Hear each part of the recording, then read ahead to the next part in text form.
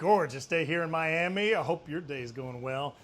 Just wanted to jump on, update you on the latest data for Invest 94. Nothing made my jaw drop or eyes pop out of my head over the last 24 hours, which is a good thing. I think we're pretty much on track. And what that means is that we are, by Saturday, calling this tropical storm Imelda, but it could happen as early as Friday. With the water temperatures of 86 degrees, no wind shear overhead, to me, these ingredients could indicate rapid development, and that means it organizes before the models think it might do so. That is possible. So if we're already at a tropical storm status by Friday, I just didn't want your blood pressure to raise.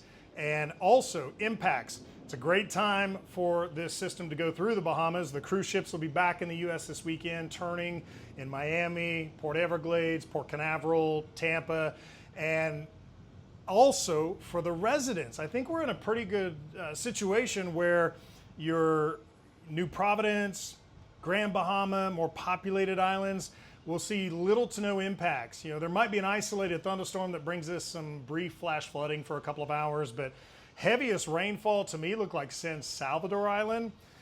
Cruise ships aren't going there. For those who don't know, it's the farthest, one of the farther eastern islands in the chain, and it has more lakes and ponds than just about anywhere else. In fact, it's almost more water as an island than it is land.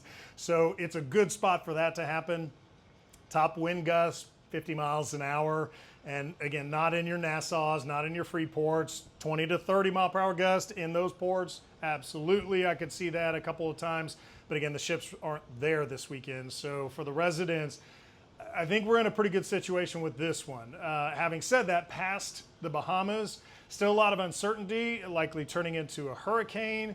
And of course, the Carolinas are being eyed as a possibility. But still some uncertainty there due to a front that's going to stall in eastern Georgia, South Carolina, North Florida.